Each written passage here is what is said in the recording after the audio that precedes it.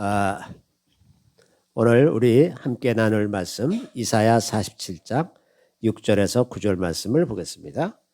이사야 47장 6절에서 9절 말씀.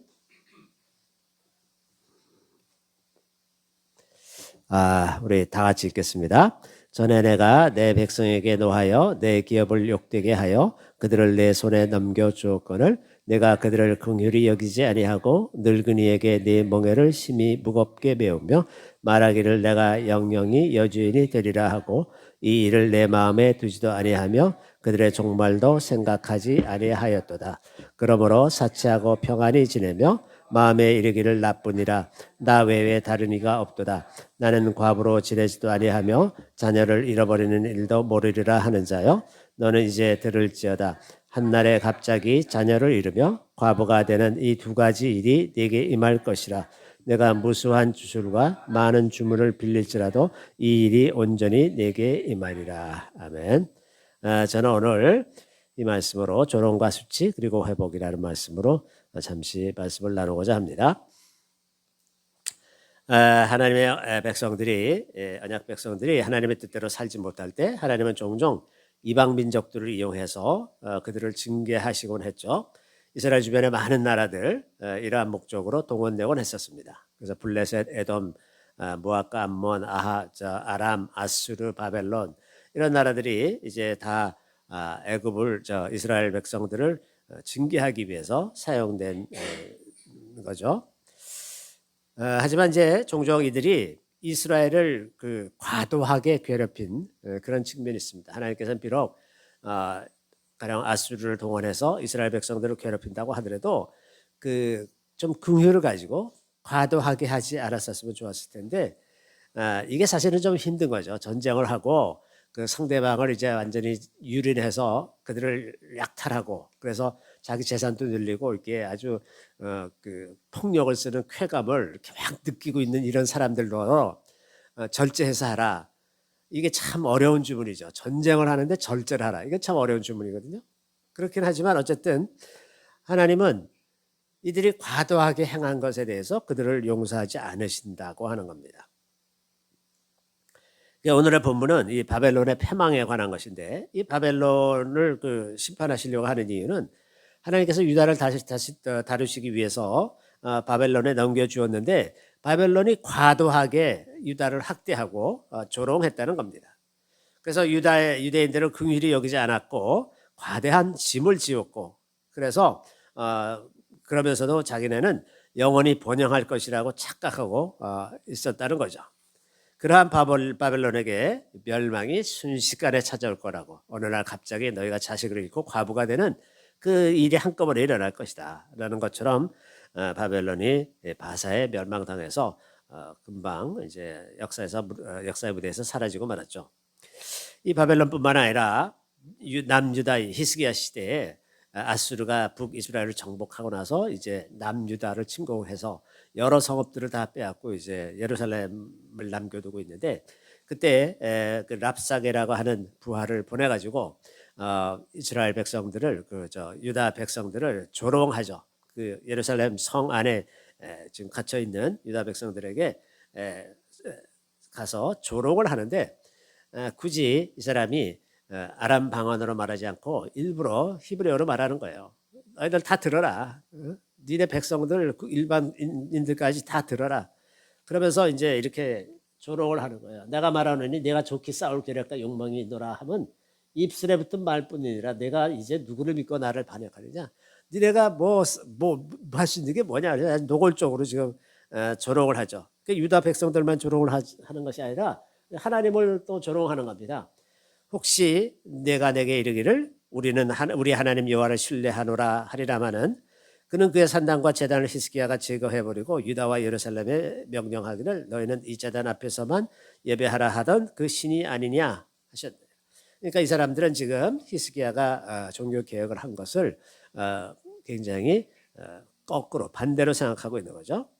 그래서 이제 그 하나님을 조롱하면서 니네는 내가 말을 2,000피를 준다고 해도 너 탈자도 없지 않냐. 그런 사람들이 어떻게 나하고 싸우겠다고 그러냐. 이제 이렇게 얘기하고 심지어는 야 내가 여기까지 왔을 때 하나님의 명령이 없이 왔을 줄 아느냐? 하나님께서 올라가서 그 땅을 쳐서 멸하라고 그렇게 말씀하셨다. 그래서 내가 왔다. 하나님의 이름까지 사칭하면서 이스라엘 백성들을 완전히 사기를 바닥에 떨어뜨리는 그런 일을 이제 하고 있는 거죠. 아수르가 이렇게 이제 유다 백성들을 조롱하고 능멸하고 그랬었는데 그 나훔 선지자를 통해서 말씀하신 것처럼 아수르가 이제 또 순식간에 멸망하고 말았습니다.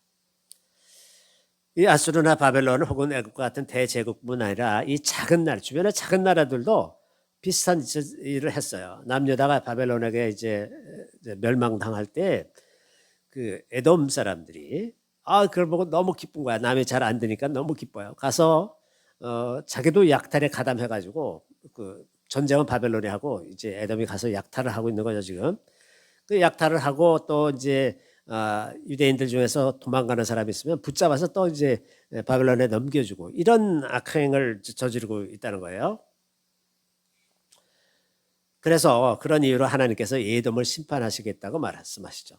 에돔은 하나님께서 늘 이스라엘 백성들에게 에돔은 건드리지 말아라. 그 땅은 건드리지 말아라. 그건 너의 형제다. 늘 그러면서 보호해 주셨던 에돔인데 에돔이 이제 이런 그 유다를 노략하고 강탈하고 압박하는데 동참하니까 내가 동일한 잣대로 너희도 그렇게 하게 될 것이다. 이렇게 말씀하시는 거예요. 내가 네 형제 야곱에게 행한 포악으로 말미암아 부끄러움을 당하고 영원히 멸절되리라. 니네 그렇게 했지 너도 그렇게 당할 거다. 또 15절에는 여호와께서 만국을 벌할 날이 가까웠나니 내가 행한 대로 너도 받을 것인즉 내가 행한 것이 네 머리로 돌아갈 것이니라. 자, 행한 대로 너에게도 그렇게 갚아주시겠다 이렇게 말씀하시는 거죠. 하나님은 우리가 행한 대로 갚으시는 분입니다. 우리가 아무리 미워하는 원수가 있다고 하더라도 원수라고 해서 그 복수가 우리 손에 있지 않고 우리가 무한대로 복수하고 이렇게 하는 그 잘못된 행동을 하게 되면 하나님은 그 대가를 우리에게 치르게 하실 것이라고 하는 겁니다. 아무튼 하나님은 역사 속에서 그 하나님의 백성들이 조롱과 수치를 당하는 것을 영원히 방치하시는 분은 아니시라고 하는 겁니다. 언제나 알맞은 때가 차면 반드시 갚으실 것입니다. 제가 왜 이 말씀을 하냐면 어제 저녁에 이제 한국으로 돌아오면서 그 계속 그 일본에 있을 때부터 이번 주 치유 집회 무슨 설교를 해야 되지? 그게 늘 머리를 떠나지 않는 생각이야 이게 이제 떠나고 있다가 도대체 뭐 정신을 집중하고 뭐 생각을 할 그런 시간이 없으니까 안 되겠다 그러고서는 뭐 이제 토요일 날 저녁 때 집에 도착해봤자 피곤해서 아무 생각도 못 할 거고 그러니까 내일 새벽에 해야 되겠다 그러고서 이제 오늘 새벽이죠. 새벽에 해야 되겠다 그렇게 마음을 생각하고 저녁 때 기도하기를 하나님 꿈에라도 좀 알려주시고 이렇게 해달라고 이제 기도를 하고 잤어요.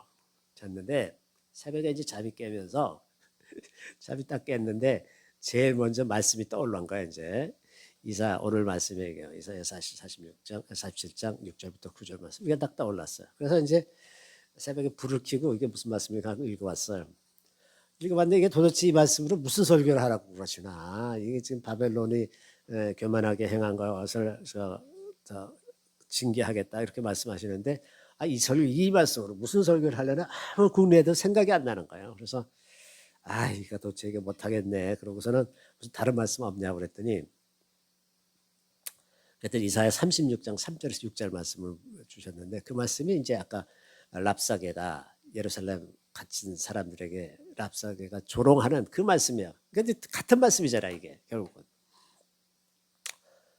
그래서 이게 이 말씀을 하라고 그러시는 거구나. 그러고 저는 참 당황스러워서 이거 도대체 무슨 설교를 해야 되나 그렇게 가만 생각하고 곰곰이 생각해 보기 시작했는데 그럴 때 이제 갑자기 이게 북한하고 중국인 것 같다 하는 생각이 들었어요. 북한하고 중국에 관한 것이다. 북한에 이제 하나님의 백성들이 아직 많이 남아 있잖아요. 어쨌든 북한 원산 부흥에서 일어났던 큰 부흥으로 한국이 복음화되는데 아주 크게 기여했던 곳이고 또 그때 기독교인들이 다 월남한 게 아니고 북한에 아직 많은 남아 있는 백성들이 많이 있는데 이 사람들이 이제 지난 80년 동안 김일성 일가에 의해서 가진 수치와 모욕을 당하고 핍박을 당하고 아주 학대받는 엄청난 학대를 받으면서 지냈죠. 전 세계에서 아마 북한처럼 기독교 박해가 심한 나라는 아마 없을 겁니다.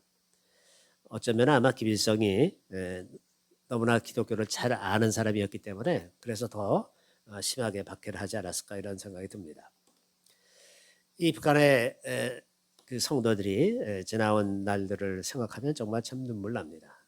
특히나 이제 그 기독교를 믿는다는 것이 발각이 돼서 수용소에 갇히게 되면 그 수용소의 삶은 정말 비참하게 이를 데가 없더라고요. 그 수용소에 있다가 탈출한 사람의 간증이 있어요. 유튜브에 보면 그 간증이 있는데 정말 말이 아닙니다. 도대체 사람이 아닌 것 같이 그런 학대를 받으면서 사는데 더 기가 막힌 것은 이 북한의 성도들이 남한의 교회가 타락하고 쇠퇴해가고 있다는 소식을 듣고 남한 교회를 위해서 그렇게 기도한다는 것 아닙니까?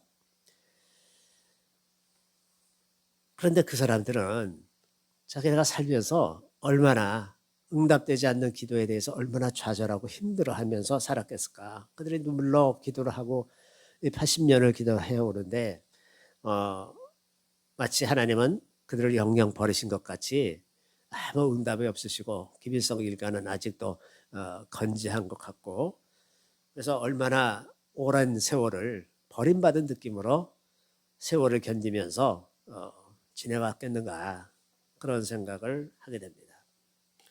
그렇게 북한의 성도들이 80년 동안 온갖 박해를 견뎌내는 동안 이 남한에 있는 이 성도들과 한국 국민들은 놀라운 자유와 번영을 구가하면서 지내왔죠.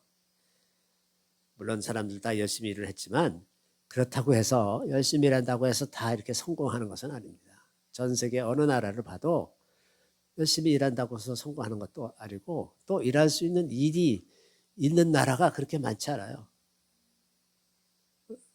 그래서 이건 정말 하나님의 은혜가 아니고서는 이게 설명이 안 되는 그러한 시대를 우리가 지금 살고 있는 거죠. 이게 누구의 덕인가? 물론 남한의 사람들이 열심히 일하고 기도하고 뭐 그래서 그랬다고 할 수도 있지만 아마도 상당히 많은 공로는 북한의 성도들에게 있지 않을까 그런 생각을 좀 합니다. 또 북한이 전쟁도 일으키고 이렇게 하면서 이제 남북이 대치 상황이 되고 그래서 그 북한에 대한 경계가 강력하게 되었고 미군이 주둔하게 되고 또 중국이 남한으로 들어오는 걸 막는 방파제 역할을 북한이 해줬기 때문에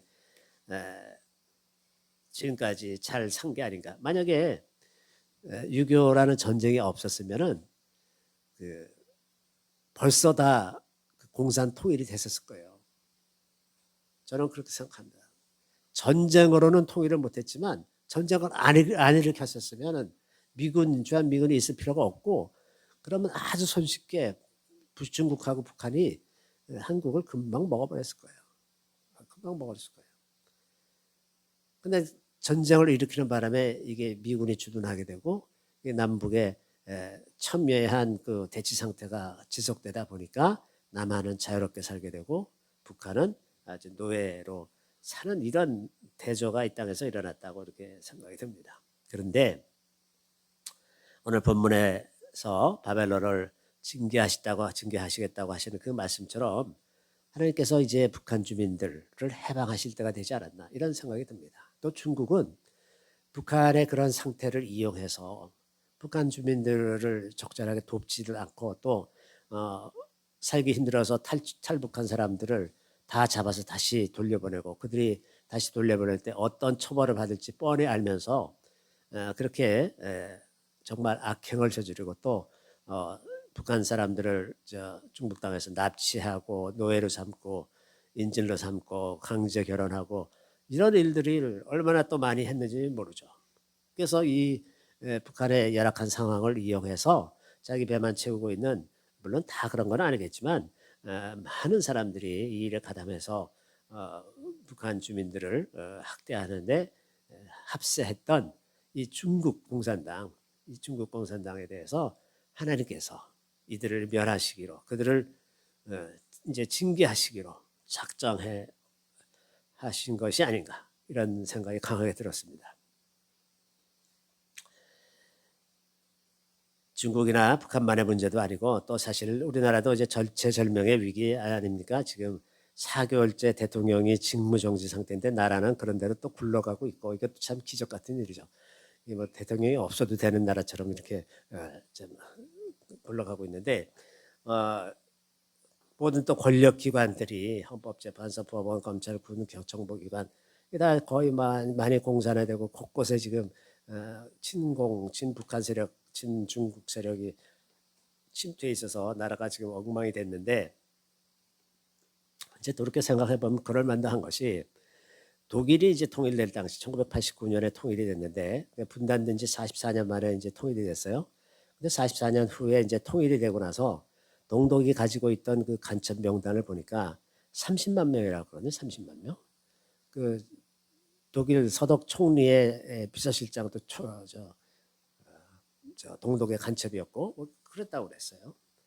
근데 우리는 80년이지 않습니까? 거의 2배예요. 근데 동독과 서독은 전쟁한 일이 없어. 근데 우리는 전쟁까지 했기 때문에 이게 보통 그 이제 뿌리 깊은 게 아니란 말이죠. 그게 아마 정말 이 남쪽에는 자발적으로 간첩이 된 사람을 포함해서 아마 수백만 명 있지 않을까, 저는 그렇게 짐작을 해봅니다. 독일 30만 명이었으니까. 이런 모든 상황을 보면서 한국 교회는 정말 수치를 느껴야 수치를 느껴야 마땅하다. 나라가 이 지경이 되도록 만든 게 저는 교회 책임이라고 생각을 합니다. 그리고 통일이 늦어지는 것도 교회 책임이라고 저는 생각을 합니다. 하나님께서 2012년경부터 계속 이 통일에 대해서 말씀하시는데 그게 아직도 지금 안 되잖아요. 13년이 지났는데 왜 교회가 아직 깨어나지 못해서 그랬다는, 저는 그렇게 생각을 하는 거예요. 근데 이제 다행히 최근에 이제 결국 나라가 완전히 망가질 때쯤 되니까, 그래서 정신 차린 사람들이 일어나서 이제는 나라를 위해서 굉장히 많은 사람들도 기도도 하고 길거리에 나가서 의사 표시도 하고 이러고 있는 것은 그나마 참 다행이지만은 이것이 좀 더 일어나야 되겠다. 그래서 하나님께서 지금 계속 이 시간을 끌고 계시다, 저는 생각을 합니다. 우리가 기억해야 될 것은 우리가 뭐 더 잘해서 이 나라가 번영을 누리게 되는 것도 아니고, 다만 하나님의 신실하신 이 민족을 향해서 하나님이 그 역사전부터 가지고 계셨던 그 계획이 그냥 그 계획대로 이루어 가시는 것이지, 우리가 뭘 잘한 것은 없어요. 잘못한 것은 너무나 많지만 잘한 것은 별로 없단 말이에요. 근데 하나님의 신실하신 때문에 이 나라가 다시 이제 일어나려고 하고 있고, 그것이 아마 하나님의 도우심으로 마침내 그 뜻이 이루어지지 않을까, 나라가 괜찮아지지 않을까. 열방 가운데 하나님을 믿는 사람들이 대한민국의 소망을 두고 마지막 때 피난처로 삼고 이 땅에 몰려드는 그런 나라가 되지 않을까, 저는 이런 생각을 좀 해봅니다. 그런 걸로 생각하면 정말 하나님의 은혜에 비해서 우리가 한 건 너무나 없는데, 하나님의 마음을 품고 우리도 우리 민족을 위해서 이렇게 좀 기도하고 이러면 좋을 것 같고, 오늘은 그래서 특별히 임박한 북한과 중국 공산당의 붕괴, 이 붕괴에 따르는 그 국제 정세의 변화와 혼란, 이런 모든 것들을 위해서 좀 기도하는 시간을 가졌으면 좋겠습니다. 이제 남북의 평화 통일이 정말 평화롭게 무력 사용이 없이, 그리고 자유민주에 각한 평화 통일이 이루어지도록 지금 그 트럼프 대통령이 미국을 다시 자유민주 체제로 돌이키려고 무진애를 쓰고 있는데 그 세력이 너무나 만만치 않아서 사실은 이게 얼마나 갈 수 있을까 하는 의심이 조금 들기도 합니다. 그리고 물론 아마도 몇 년 후에는 다시 원래대로 돌아가려고 할 것 같아요. 그런데 그 기간 동안 한국도 그 세계적인 이 트럼프가 만들어내는 세계적인 분위기에 힘입어서 한국도 자유민주주의를 다시 확실하게 세우고, 그리고 번영의 토대를 다 만들고 그러는 기회로 삼아야 되지 않을까. 이때를 놓치면 다시는 이런 기회가 역사 속에 오지 않을 것이라고 생각을 합니다. 얼마 전에 어저께인가요? 보니까 저 주니어 케네디 주니어 보건부 장관이 된 케네디 주니어가 로버트 주니어가 그 이제 보건부 장관이 됐으니까 제약회사에 관한 이슈를 다루는데 이 사실은 미국의 제약회사라는 건 어마어마한 권력에 어마어마하게 큰 돈을 굴리면서 이제 전 세계를 다 사로잡고 있는데 블랙록이라는 저 세계 제일 큰 투자 회사가 있어요. 블랙록. 근데 그 이름부터가 이 하나님을 대적하기 위해서 만든 이름이에요. 예수님을 흰돌이라 그러잖아요. 성경에서 화이트록인데 블랙록에 자기네는 블랙록. 이게 이름부터 그냥 하나님을 대적하기 위해서 세워진 집단이라는 걸 짐작할 수가 있는데 이 블랙록이 미국의 주요 제약사들의 주를 거의 다 시장에 있는 주를 거의 다 갖고 있다고 해요. 다시 말해서 거의 독점 취재나 마찬가지라는 거죠. 그래서 반독점법으로 그걸 해체해야 된다라고 주장을 했어요. 이게 이제 얼마나 위험한 발언인지 이게 뭐 나는 죽어도 좋다 이렇게 말하는 사람이에요. 이제 로버트 케네디가.